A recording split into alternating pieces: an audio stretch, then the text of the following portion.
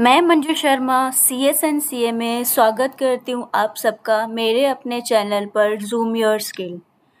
जैसा आप सबको पता होगा लास्ट वीक MCA ने एक बहुत बहुत इम्पोर्टेंट अपडेट इशू करा है कि MCA सारे के सारे जो फॉर्म्स हैं अब V3 में लेकर आने वाला है। अगर हम बात करें कौन कौन से वो फॉर्म्स हैं, आज हम डिस्कस करने वाले हैं जो भी हमारी AOCs की फैमिली है वो कौन-कौन से की एनहांसमेंट किए गए हैं MCA V3 में जब डिप्लॉय होंगे और कौन-कौन से चेंजेस बेसिकली किए गए हैं। आइए आज इस वीडियो में हम AOC 4 की सारी फैमिली के बारे में डिस्कशन करते हैं। आखिरी तक बने रहिएगा इस वीडियो में ताकि आपको पता चल सके कि कौन-कौन से न्यू अपडेट इन सब AOC फैमिली में किए गए हैं। आइए हम बात करते हैं। अगर मैं बात करूँ सिग्निफिकेंट डेट्स जो हमें सबको ध्यान में रखनी है बिकॉज़ ये बहुत बहुत इम्पोर्टेंट डेट्स हैं। अगर हमने मिस कर दी तो हो सकता है हमारे जो फॉर्म्स का स्टेटस है या हमारा जो फॉर्म है वो आगे कंसिडर ना हो। परेशानियों का सामना करना पड़ सकता है इस केस में। 19 टू 13 जुलाई 2025 V3 जो है वो नॉन अवेलेबल रहेगा मतलब हम लोग उसमें कोई भी फॉर्म फाइलिंग नहीं कर पाएंगे, कोई भी VPD सर्विसेज अवेल नहीं कर पाएंगे। ऑल टुगेदर पूरा का पूरा V3 सारे के सारे फॉर्म्स के लिए 9 से 13 जुलाई तक बंद रहेगा और 13 जुलाई तक बंद रहेगा। फिर 14 जुलाई को जो हमारे 38 फॉर्म्स है वो सारे के सारे V3 में डिप्लॉय हो जाएंगे। बेसिकली V3 में अगर मैं बात करूँ सिर्फ 2 चीज़ों का हमें ध्यान रखना है कि 9 से 13 जुलाई के बीच में हमारा कोई भी फॉर्म फाइलिंग और कोई भी सर्विसेज अवेलेबल नहीं होगी और जो 14 जुलाई को है 14 जुलाई को हमारे सारे के सारे फॉर्म्स जो रिमेनिंग मतलब V2 में रह गई है सारे के सारे फॉर्म्स हमारे V3 में डिप्लॉय कर दिए जाएंगे। V2 की अगर मैं बात करूँ बिकॉज़ अभी हमारे पास जून का महीना है कुछ टाइम के लिए। V2 में भी हमें बहुत इम्पोर्टेंट की डेट्स याद रखनी है। जैसे 8 जून तक अगर मैं बात करूँ आपको जो ऑफलाइन पेमेंट करनी है वो आप कर सकते हो, उसके बाद आपको ऑफलाइन पेमेंट नहीं करनी बिकॉज़ ऑफलाइन पेमेंट के लिए आपको एक डेडलाइन मिलती है और जिसके तहत आप पेमेंट कर सकते हो। अगर आपको कोई भी पेमेंट करनी है ना, आप कोशिश करिए नेट बैंकिंग या फिर क्रेडिट कार्ड और डेबिट कार्ड से यूज़ करिए। दूसरा V2 का इम्पोर्टेंट डेट क्या है? 18 जून 2025 के बाद V2 शटडाउन हो जाएगा। V2 शटडाउन की अगर मैं बात करूँ बेसिकली जितने भी अभी हमारे फॉर्म्स V2 में चल रहे हैं, जो भी हमारे लॉगिन चाहे VPD हो, सारी की सारी चीज़ें कम्प्लीटली V2 शटडाउन हो जाएगा। आप कोई भी एक्सेस V2 में नहीं कर पाएंगे 18 जून के बाद। ये इम्पोर्टेंट डेट्स हैं, आपको ध्यान रखनी है while you are working in your company और in your practicing things। अगर मैं की पॉइंट्स की मैं बात करूँ, कुछ की पॉइंट्स के बारे में हम डिस्कस कर लेते हैं। जैसे अभी मैंने ऊपर वाली स्लाइड में डिस्कस करा, टोटल जो 38 फॉर्म्स हैं वो डिप्लॉय होने वाले हैं V3 में और 38 फॉर्म्स में बाइफर्केशन क्या रहेगा? 13 जो है एनुअल फाइलिंग फॉर्म्स है, 6 जो है ऑडिट और कॉस्ट ऑडिट फॉर्म्स है एंड 19 जो है बाकी अदर फॉर्म्स है जैसे 1956 एंड अदर्स। ये सारे के सारे 38 फॉर्म्स 14 जुलाई 2025 को 12 बजे V3 पोर्टल पर आ जाएंगे। सारे के सारे फॉर्म्स अवेलेबल होंगे, आप एक्सेस कर सकते हैं। सेकेंड जो की पॉइंट्स है, V2 will be completely shut down for company filing. जैसे अभी हमने ऊपर वाली स्लाइड में डिस्कस करा, 18 जून के बाद V2 में आप कोई भी काम नहीं कर पाएंगे। कोई भी काम, चाहे वो VPD सर्विसेज हो, चाहे वो पेमेंट आपको किसी SRN का चेक करना हो, चाहे वो MDS सर्विसेज देखनी हो, चाहे आपको एनुअल फाइलिंग का स्टेटस देखना हो, मतलब आपके पास ये URL अवेलेबल ही नहीं रहेगा जो आज आप V2 में एक्सेस कर पा रहे हैं। तो V2 का आपके पास एक्सेस बिल्कुल ख़त्म हो जाएगा। V2 टोटली शट डाउन हो जाएगा। सारी की सारी सर्विसेज जो है वो V2 से V3 में माइग्रेट हो जाएंगे। अगर आपको VPD V2 का चेक करना है, अब 14 जुलाई के बाद आपको वीपीडी जो है वो V3 में ही मिलेगा, चाहे वो V2 फॉर्म्स हो चाहे वो V3 फॉर्म्स हो। सो ये बहुत इंपॉर्टेंट पॉइंट्स है, आप सबको ध्यान रखना है। And third, make sure there are no SRN that are still waiting for payment or need to be resubmitted। क्या होता है, अभी हमारे V2 में बहुत सारे ऐसे SRNs होंगे जिसका हमें पेमेंट करना बाकी है, या फिर फॉर्म जो है वो रीसबमिशन स्टेटस में है। सो मेक श्योर आप वो पेमेंट कर दो, और रीसबमिशन स्टेटस में तो उसको रीसबमिट कर दो। बिकॉज क्या होगा, जब आपके SRN मूव होंगे V3 में, so we are not sure about it कि वो किस स्टेटस में मूव होंगे, आप कर भी पाएंगे नहीं कर पाएंगे। बिकॉज अभी तक का जो MCA का अपडेट है वो यही कहा जा रहा है कि सारे के सारे SRN को NTBR मार्क कर दिया जाएगा। NTBR मतलब not taken on record. So unnecessarily payment भी वेस्ट होगी। सो बेटर है आप इन दोनों स्टेटस का ध्यान रखें और इसको क्लियर ऑफ करें। नेक्स्ट इम्पॉर्टेंट पॉइंट है, don't make offline payment in V2 with पे लेटर ऑप्शन। जैसे अभी मैंने ऊपर वाली स्लाइड में आपको बताया, कोशिश करिए पे लेटर ऑप्शन आप चूज़ ना करें, बिकॉज पे लेटर ऑप्शन जो है वो 8 जून के बाद बंद हो जाएगा। सो आप जो पेमेंट करें डेबिट कार्ड, क्रेडिट कार्ड और नेट बैंकिंग को यूज़ करके ही करें। And third is, and next is non-availability of V3 portal from 9th July to 13 जुलाई। सो अभी ऊपर डिस्कस करा था ना हमने, 9 जुलाई से लेके 13 जुलाई तक V3 पोर्टल जो है अवेलेबल नहीं रहेगा। सो अगर आपको कोई VPD में फॉर्म डाउनलोड करना है या कोई और सर्विस एक्सेस करनी है, कुछ भी आपको फॉर्म फाइलिंग वगैरह करनी है, तो आप प्लान करें एडवांस में। अकॉर्डिंगली आप 9 जुलाई से पहले अपने फाइलिंग एंड ये सब कंप्लीट करें, बिकॉज ये 3 दिनों के लिए आपको V3 की सर्विसेज जो है वो अवेलेबल नहीं होंगी। इवन आप लॉग इन करके भी आप अपने फॉर्म का स्टेटस या कुछ भी एक्सेस नहीं कर पाएंगे। कम्प्लीटली V3 जो है वो बंद रहेगा इन दिनों में। Next is log in and DSC। अभी क्या है, जो मतलब V2 में कुछ ऐसे अकाउंट्स हैं जिन्होंने अपना जो V2 अकाउंट है वो बेसिकली अपग्रेड नहीं करा है V3 में जाके। सो अगर आपको बिजनेस यूज़र आईडी है अगर आपकी, सो कोशिश करिए बिजनेस यूज़र आईडी एग्जिस्टिंग को आप अपग्रेड कर ले V3 में जाके। अगर मर्ज करनी है तो मर्ज कर ले, और अगर एसोसिएट करना तो एसोसिएट DSC कर ले।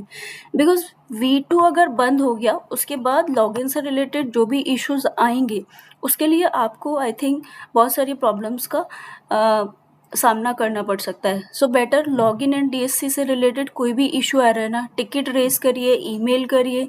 सो try to solve it out as early as possible before it gets shut down.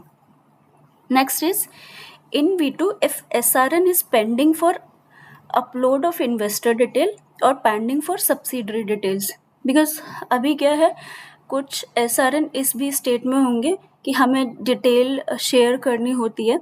सो उस केस में अगर आपकी कोई भी SRN जिसका status pending for upload investor detail है या पेंडिंग फॉर सब्सिडरी डिटेल है, सो MCA पोर्टल में जाके इन डिटेल्स को, मतलब इन्वेस्टर डिटेल्स और सब्सिडरी डिटेल्स को अपडेट कर दें, ताकि जैसे ही आप अपडेट करेंगे आपका SRN का स्टेटस जो है वो अप्रूव्ड स्टेटस में आ जाएगा।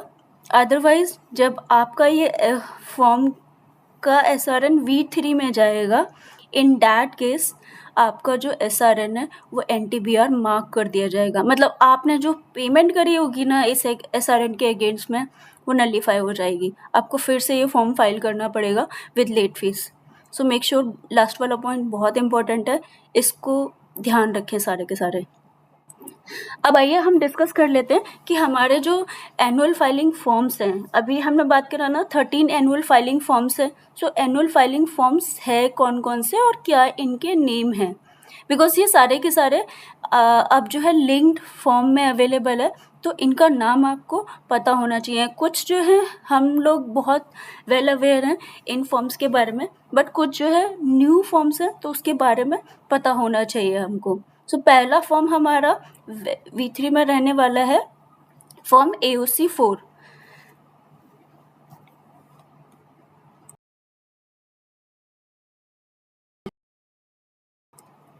सो AOC 4 हमारा एज यूजुअल हमारे V2 में भी अवेलेबल था, सो सेम रहेगा यहाँ पर।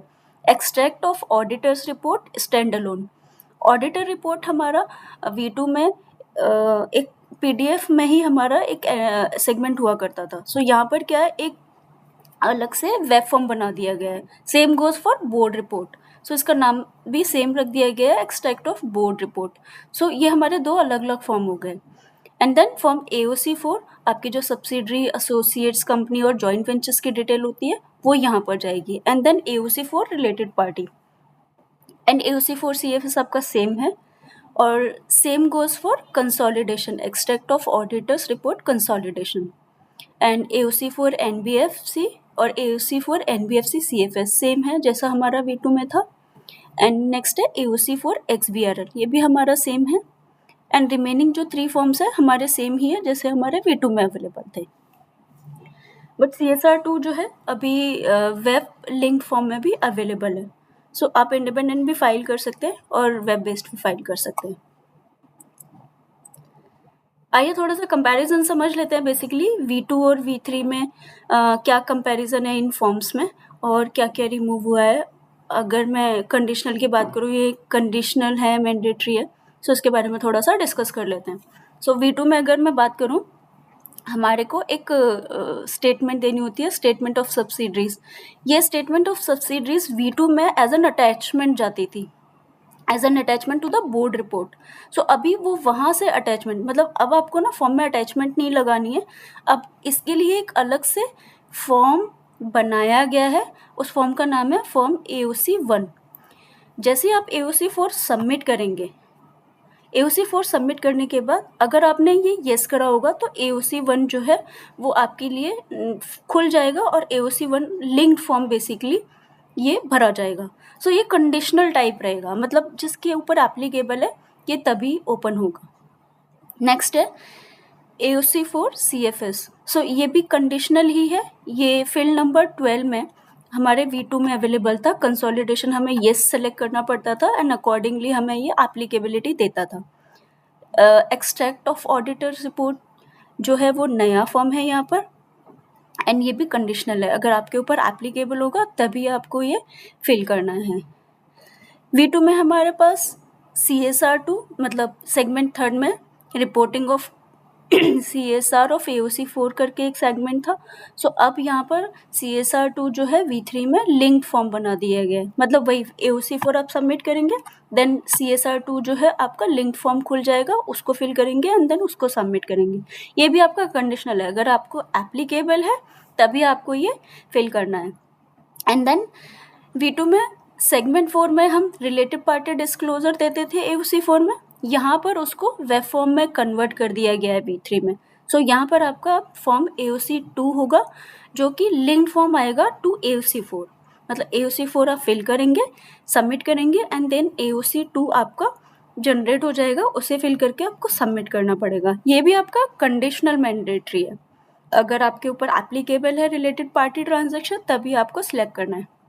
एंड देन V2 में सेगमेंट 5 ऑडिटर रिपोर्ट की बात करता था AOC4 में। अब यहाँ पर क्या है, एक नया फॉर्म बना दिया है जिसका नाम रहेगा extract of auditors report. Stand alone रहेगा ये बेसिकली, और ये मैंडेटरी है। मतलब आपकी कोई छोटी कंपनी है चाहे बड़ी कंपनी है, आपको ये फॉर्म भरना ही भरना है, ये मैंडेटरी है। Next is board report. Section 134 3A to Q में हमारी एक बोर्ड रिपोर्ट जाती है एंड ऑल्सो रूल इट। सो वो बोर्ड रिपोर्ट अभी V2 में कैसा होता था, हम अटैचमेंट में डालते थे। अब यहाँ पर अटैचमेंट नहीं है। V3 में क्या हो गया, एक्सट्रैक्ट ऑफ बोर्ड्स रिपोर्ट करके एक नया फॉर्म खुलेगा, उसमें ये सारे के सारे प्रोविजंस कवर्ड है। मतलब सेक्शन 134 3A से 3Q तक जो भी प्रोविजंस हैं वो सारे के सारे एक फॉर्म में कन्वर्ट कर दिए गए हैं और उस फॉर्म को आपको AOC4 सबमिट करना है और फिर ये extract of board report open होगा एंड देन ये extract of board report submit करना है एंड ये भी मैंडेटरी रहेगा। तो अगर मैं ओवरऑल बात करूँ तो AOC4 नॉर्मली आपको फिल करना ही है, कंपल्सरी है। उसके बाद एक्सट्रैक्ट ऑफ ऑडिटर रिपोर्ट्स और extract of board report. So ये 3 फॉर्म मैंडेटरी जाएंगे हर किसी कंडीशन में। सो 3 फॉर्म कंपल्सरी फाइल करने।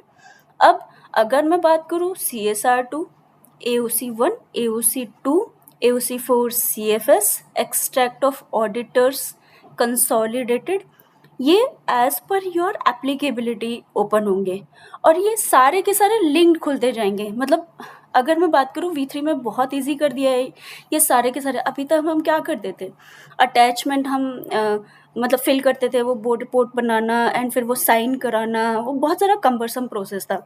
अभी क्या है, ये सारा का सारा आपको लेआउट हैंडी रहेगा, आपको सिर्फ फॉर्म में जाना है, इन्फॉर्मेशन आपको जो जो आपके ऊपर एप्लीकेबल है वो फिल करते जाना है। अभी हम आगे जाके थोड़ा सा डिटेल में समझेंगे कि कौन कौन सी चीज़ें कहाँ कहाँ पर रिमूव करी गई है। तो अगर मैं मोटा मोटा बात करूँ, बहुत ज़्यादा चेंजेस नहीं है, थोड़ा सा लुक एंड फील चेंज करा गया है और थोड़ी सी फील्ड्स को ऐड करा गया है, कुछ वैलिडेशंस ऐड करी गई हैं ताकि जो डेटा माइग्रेट हुआ है V2 से V3 वो ठीक तरीके से यहाँ पर प्रेजेंट किया जा सके। सो आइए वन बाय वन AOC4 की फैमिली को हम डिस्कस करते हैं। सो फर्स्ट है AOC4 स्टैंड अलोन। ये वाला जो फॉर्म है AOC4 स्टैंड अलोन, ये आपको ऑफलाइन एंड ऑनलाइन दोनों ऑप्शन में मिलेगा, बोथ वेब एंड ऑफलाइन। सो इसका जो पाथ रहेगा, जैसे MCA सर्विसेज में आप जाएंगे, कंपनी ई फाइलिंग में जाएंगे एंड एनुअल फाइलिंग्स में जाएंगे, सो वहाँ पर आपको ये पाथ मिलेगा। सो ऑफलाइन और ऑनलाइन दोनों हमें फॉर्म मिलेगा। हमारी जो रिक्वायरमेंट है उसके हिसाब से हमें फॉर्म सेलेक्ट करना है एंड अकॉर्डिंगली फॉर्म फाइल करना है। सो ये फर्स्ट बेसिक एनहांसमेंट अभी AOC4 में की गई है। Second is removed board report auditor report due to linked mandatory filing to AOC4। अभी हमने प्रीवियस लाइन में बात करा ना कि बोर्ड रिपोर्ट और ऑडिटर को रिमूव कर दिया गया है, वो इसीलिए रिमूव करा जैसे जैसे ही आप AOC4 फिल करेंगे, सो वहाँ पर आपके लिए linked extract of board report, linked extract of auditor report open होगी, आप उसे सबमिट करेंगे। सो दैट्स वाई ये दोनों की दोनों चीज़ें AOC4 V2 से रिमूव कर दी गई हैं। Next, removed attachment of AOC1, AOC2 and details of CSR due to linked filing in AOC4. So as per ये कंडीशनल जैसे भी रहेगा, ये सारी की सारी चीज़ें आपके ऊपर एप्लीकेबल होगी। सो ये फॉर्म से रिमूव कर दी गई है और एक वेब में प्रेजेंट करके आपको लिंक्ड फाइलिंग के थ्रू फाइलिंग करनी है। द मोस्ट इम्पॉर्टेंट थिंग, मतलब डेटा एडिट करने में ना बहुत टाइम लगता था। सो बहुत एक अच्छी बात यहाँ पर क्या हुई है, आपकी जो बैलेंस शीट आएगी ना, balance sheet and profit and loss, उसकी जो प्रीवियस ईयर की फिगर्स होंगी वो प्रीफिल होंगी। ये पढ़ के ना मुझे भी बहुत अच्छा लगा था, बिकॉज अब मुझे ना मैनुअल एंट्री नहीं करनी पड़ेगी। सो यहाँ पर मेरा ये बहुत ज़्यादा टाइम सेव करेगा। सो जैसे ही मैंने फॉर्म अपना बनाया, जैसे ही मैंने डिटेल्स डाली, मेरी प्रीवियस ईयर की फिगर्स जो है वो प्रीफिल्ड आएगी। एंड मोस्ट इम्पॉर्टेंट थिंग, अगर आपको लगता है आपकी कोई फिगर गलत है तो वहाँ पर वो आप एडिट भी कर सकते हो। बट अगर आप एडिट करोगे, सो यहाँ पर एक कॉलम दिया गया है कि आप एडिट क्यों कर रहे हो, रीज़न देना पड़ेगा आपको यहाँ पर। तो आप वो रीज़न दे के आप अपनी फिगर्स ऐड कर सकते हो। सो अभी होने क्या वाला है, आपको सिर्फ करंट ईयर्स की फिगर भरनी है, प्रीवियस ईयर की फिगर्स तो ऑटो फिल्ड आएंगी। सो आपका काम बहुत आसान हो जाएगा। वैसे ही आसान हो गया है, because AOC1, AOC2, CSR2, extract of board report, extract of auditor report, ये सारे के सारे ऑटोमेटिकली आपके सामने जनरेट होके खुलेंगे। सो ये सब अब बनाने की ज़रूरत नहीं पड़ेगी। ओके, नेक्स्ट एनहांसमेंट की बात करते हैं। अभी तक क्या होता था, ये जो फॉर्म थे ये सिर्फ और सिर्फ एक्टिव कंपनीज फाइल कर सकती थी। सो अब इसमें एनहांसमेंट क्या किया गया है, जिसका भी कंपनी का स्टेटस अंडर लिक्विडेशन है या अंडर CIRP है, वो भी कंपनियां अब ये फॉर्म फाइल कर सकती हैं। सो कैसे फाइल करेंगे, उनके लिए अलग से एक IRP और RP का डिटेल साइनिंग का दिया गया है। Under that they can do that. ये सारे के सारे मेजर 5 चेंज थे। एक दो चेंज और है वो भी डिस्कस कर लेते हैं हम। AOC4 स्टैंड अलोन में एक नई फील्ड ऐड करी गई है। नई फील्ड कौन सी है, SRN ऑफ GNL2। सो जब भी हमें एक्सटेंशन अप्लाई करनी है AGM के लिए, सो हम GNL2 फाइल करते हैं। सो यहाँ पर सिस्टम चेक करेगा कि जो आप GNL2 का SRN डाल रहे हैं वो वैलिड है या नहीं है। सो एक नई फील्ड आपको यहाँ पर एडेड मिलेगी। और secretarial audit table is also added in the form. मतलब अगर आपको कोई ऑब्जर्वेशन और क्वालिफिकेशंस मेंशन करनी है यहाँ पर, तो आप यहाँ पर एक नई फील्ड ऐड करी गई है। यहाँ पर आप ये अपने सेक्रेटरियल ऑडिट ऑब्जर्वेशन क्वालिफिकेशंस दे सकते हैं। एंड जैसा मैंने आपको पहले बताया ना, बहुत सारे चेक्स लगाए हैं, बहुत सारे वैलिडेशंस लगाए हैं, ओवरऑल सारे के सारे वेब फॉर्म में। सो ये इम्पोर्टेंट चेक्स थे, ये इम्पोर्टेंट एनहांसमेंट थी, बेसिकली चेंजेस थे जो V2 से V3 में लाए गए हैं। एक एग्ज़ाम्पल से समझने की कोशिश करते हैं, मतलब टोटल कितने फॉर्म किसको बनाने होंगे। लेट्स से मैं बात करती हूँ इफ़ CFS इज़ एप्लीकेबल। अगर मेरे केस में CFS एप्लीकेबल है, सो उस केस में मेरे को कितने फॉर्म बनाने पड़ेंगे। मैं मान के चल रही हूँ CFS इज़ एप्लीकेबल है, and in that case AOC 2 और CSR 2 और AOC 1 भी एप्लीकेबल है, मतलब सब कुछ मेरे ऊपर एप्लीकेबल है। सो उस केस में क्या होगा, मेरा टोटल 8 फॉर्म बनेंगे, मतलब 8 फॉर्म मुझे फाइल करने हैं। सबसे पहले मैं AOC 4 फॉर्म फाइल करूँगी, एंड देन AOC 4 के बाद मैं extract of auditor report stand alone, extract of board report, AOC 1, AOC 2, CSR 2, AOC 4 CFS, extract of auditors consolidation. So एक ही गो में, मतलब कहने का मतलब ये हो, AOC 4 आपने सबमिट करा, फिर उसके बाद आपका एक नेक्स्ट लिंक फॉर्म खुलेगा, AOC 4 sorry extract of auditor reports. जैसे ही आप उसे सबमिट करेंगे, नेक्स्ट आपका फॉर्म खुलेगा एक्सट्रैक्ट ऑफ बोर्ड रिपोर्ट्स। जैसे ही आप उसे सबमिट करेंगे, नेक्स्ट आपका फॉर्म खुलेगा AOC 1, उसको सबमिट करेंगे, नेक्स्ट फॉर्म ओपन होगा AOC 2, नेक्स्ट फॉर्म ओपन करेंगे CSR 2, and then next AOC 4 CFS, and then extract of auditors consolidated। अब आपको लग रहा होगा ये सारे के सारे फॉर्म्स वन गो में कैसे फाइल होंगे, मेरा इंटरनेट कनेक्शन लूज़ हो गया है, कुछ भी हो गया। सो नो वरीज़, जहाँ तक मुझे लगता है आई थिंक सेव का ऑप्शन होगा। जैसे अभी भी हर वेब फॉर्म में क्या होता है, सेव का ऑप्शन दिया जाता है। सो जितनी इन्फॉर्मेशन आप भर पाते हैं उतना आप सेव कर पाते हैं। सो यहाँ पर भी इस तरीके की फैसिलिटी मैं अज्यूम करके चल रही हूँ दी गई होगी कि अगर आपका कहीं पर भी कोई फॉर्म कुछ भी रीजंस की वजह से रह जाता है तो आप सेव कर पाओगे, और आप वापस जहाँ पर सेव करके गए थे वहाँ से स्टार्ट करोगे फॉर्म भरना। मतलब मैं ऐसा मान के चल रही हूँ MCA ने ये सब चीज़ों का ध्यान रखा होगा।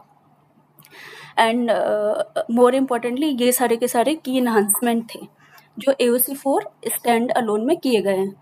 अगर मैं बात करूँ बाकी सब फॉर्म्स की, ऑलमोस्ट AOC 4 की सारी फैमिली की एनहांसमेंट सेम ही है।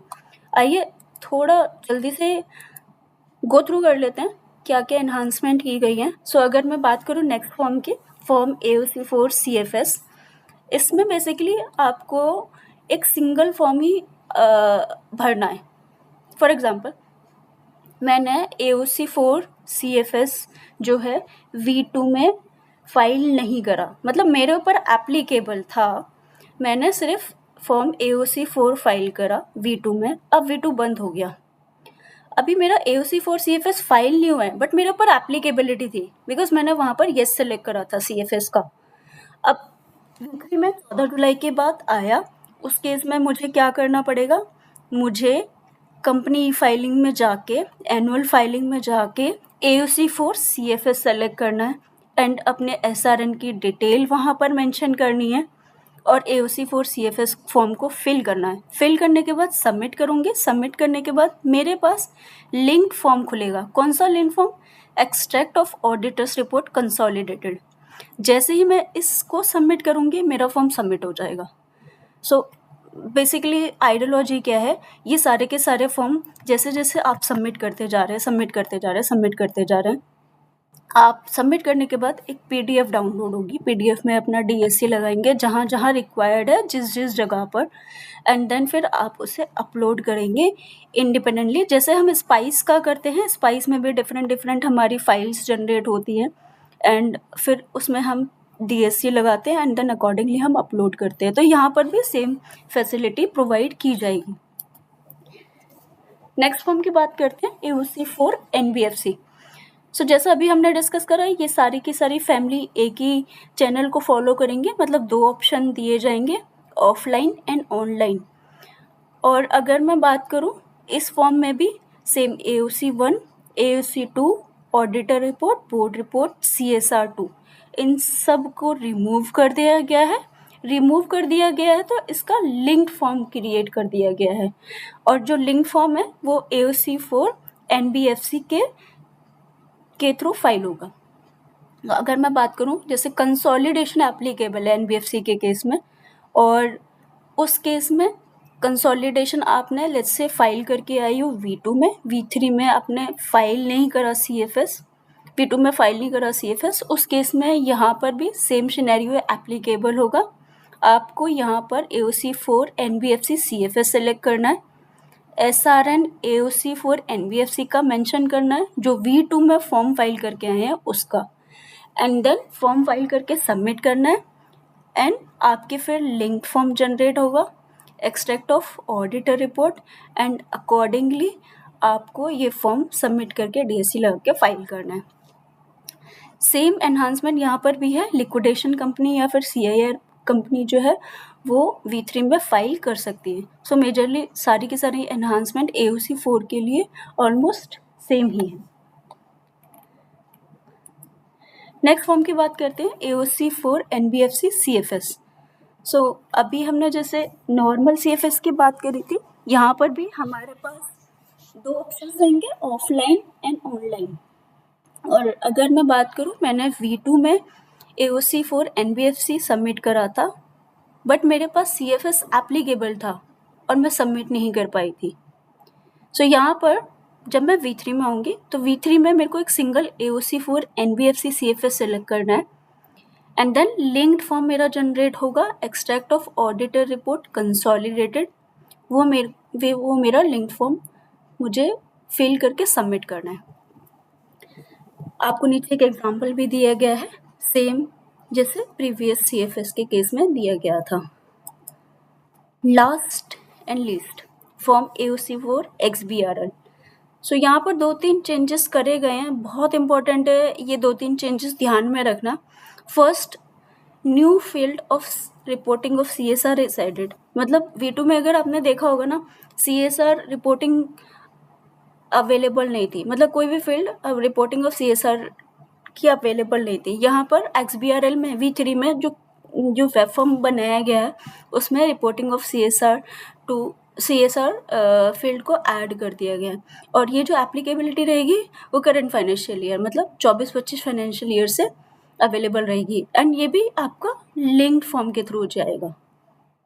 Next is new field added as SRN of form GLN1।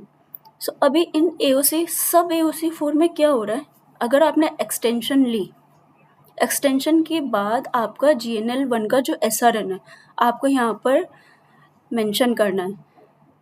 अभी तक V2 में क्या हो रहा था, आप सिर्फ एक्सटेंशन को यस करते थे, SRN नहीं देते थे। यहाँ पर क्या है, अभी आपको V3 में SRN GNL1 का देना पड़ेगा। सो ये वैलिडेट होगा और अकॉर्डिंगली वैलिडेशन काम करेगा। Next is signed standalone financial statement will be mandatory required to attach. अभी तक क्या होता था, जो हमारी XML फाइल जनरेट हुई हम वो अटैच करके फॉर्म फाइल कर देते थे, बट अभी ये न्यू एनहांसमेंट है जो MCA लेकर आई है, आपको signed stand alone financial statement mandatory इसमें अटैच करनी है। एंड अगर आपका कंसोलिडेशन एप्लीकेबल है सो इस केस में आपको signed consolidated financial statement attach करना कंपलसरी रहेगा। And the last sem company under liquidation और CIRP, ये दोनों स्टेटस पहले V2 में फॉर्म फाइल नहीं कर सकती थी, बट अब जो है V3 में अलाउ कर दिया गया है। So this was all about AOC 4 XBRL। So hope आप सब लोगों को ये वीडियो पसंद आई होगी। आपके कोई भी क्वेश्चंस होते हैं आप कमेंट बॉक्स में मुझे लिख सकते हैं। Thank you for watching this video, and really अगर आपको पसंद आई होगी do hit the like button and subscribe the channel if you haven't subscribed yet. Thank you guys.